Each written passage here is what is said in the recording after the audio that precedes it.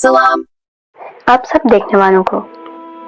तारीख़ में नबी पाक सल्लल्लाहु अलैहि वसल्लम के जस्ते खाकी को हटाने की कुछ कोशिशें की गई हैं। एक बहुत मशहूर मुस्लिम रहनुमा थे, उनका नाम नूरुद्दीन सिंघी था।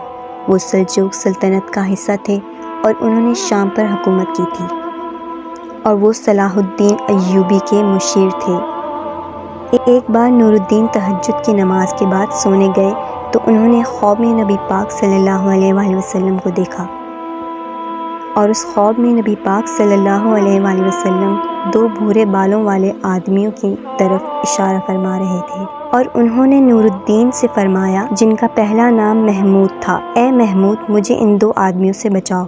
महमूद ख्वाब से जाग गए और वो बहुत हैरान थे कि ये कैसा ख्वाब है और उन्होंने इस पर ज़्यादा ध्यान नहीं दिया जब तक कि वो उन्हें लगातार 3 मरतबा न आया, ए महमूद, मुझे इन दो आदमियों से बचाओ। जमालुद्दीन अल-मसलैली ने इन्हें मशवरा दिया कि इसका जिक्र किसी से ना करें और फ़ौरन मदीना की तरफ रवाना हों। कहा जाता है कि इन्हें वहाँ पहुँचने में 16 दिन लग गए और जब वो वहाँ पहुँचे तो मदीना की हुकूमत बहुत हैरान हुई क्योंकि उन्हें उस आमद के बारे में मुतला नहीं किया गया था, तो उन्होंने वजह मालूम की। नूरुद्दीन ने उन्हें बताया कि वो क्यों आधी रात को मदीना के सफ़र पर निकले, वो भी बग़ैर किसी इत्तला के। तो गवर्नर ने इस सुल्तान से कहा, क्या वो उन दो आदमियों को पहचान सकते हैं जिन्हें इन्होंने ख्वाब में देखा? इन्होंने यकीन दिलाया कि मैं कर सकता हूँ। तो इन्होंने पूरे मदीना में ऐलान करवा दिया कि सुल्तान यहाँ मौजूद हैं और वो सब में बहुत सा खाना और तहाइफ तकसीम करना चाहते हैं। तो जब ये ख़बर मदीना में फैली तो सब ने आना शुरू कर दिया। ये सारा ख्याल सिर्फ उन दो आदमियों को देखने और ढूंढने के लिए था कि वो तहाइफ लेने के लिए आने वालों में शामिल तो नहीं।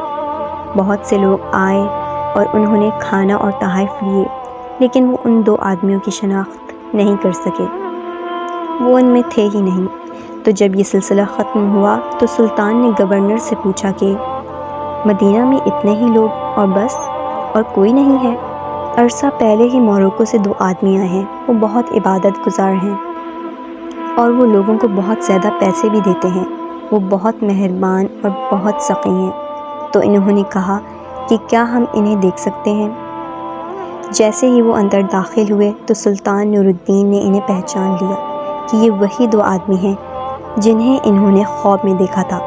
तो सवाल जवाब के बाद, चूँकि सुल्तान ने इन्हें ख्वाब में देखा था और जानते थे कि ये झूठ बोल रहे हैं, वो इनके ख़ैमे में गए और हर जगह देखा, लेकिन इन्हें कुछ नहीं मिला। और तब इन्हें कालीन नज़र आया। इन्होंने उसे हटाया तो इसके नीचे बहुत सारा पैसा था और बहुत गहरी तलाश के बाद इन्हें पता चला कि उन्होंने एक सुरंग खोदी है और वो चैम्बर से बहुत करीब थी। उन्होंने अपने मकसद को तस्लीम किया और कहा कि हम यहाँ नबी पाक सल्लल्लाहु अलैहि वसल्लम का जिस्म मुबारक चोरी करने आए हैं। और वो ईसाई मराकश थे और वो इसे रोम लेके जाना चाहते थे। इन्हें फांसी की सज़ा सुना दी गई। इस वाक़ये के बाद नूरुद्दीन सिंघी ने मुक़द्दस ऐवान के गिर्द खंदक खुदवाने का हुक्म दिया और इस खंदक को पिघलते हुए सीसा से भरा गया ताकि मुस्तक़बिल में ऐसे इक़दाम को रोका जा सके जो नबी पाक सल्लल्लाहु अलैहि वसल्लम के जिस्म मुबारक को चुराने के लिए हो। इसमें कुछ सबक हैं। पहला सबक तो ये कि अल्लाह सुब्हानहू तआला ने सूरह माइदा में इरशाद फरमाया, ए मोहम्मद, अल्लाह लोगों से आपकी हिफाजत फरमाएगा सल्लल्लाहु अलैहि वसल्लम। और अल्लाह ने हमें कुरान पाक में बहुत सी जगहों पे ये बताया कि जो कोई नबी पाक सल्लल्लाहु अलैहि वसल्लम को नुकसान पहुंचाएगा, इससे दुनिया और आखिरत में नुकसान पहुंचेगा। माजी में जब रहनुमाओं को पता चलता कि रसूलुल्लाह सल्लल्लाहु अलैहि वसल्लम को कोई नुकसान पहुंचने वाला है तो वो फ़ौरन खुद कुछ करते थे।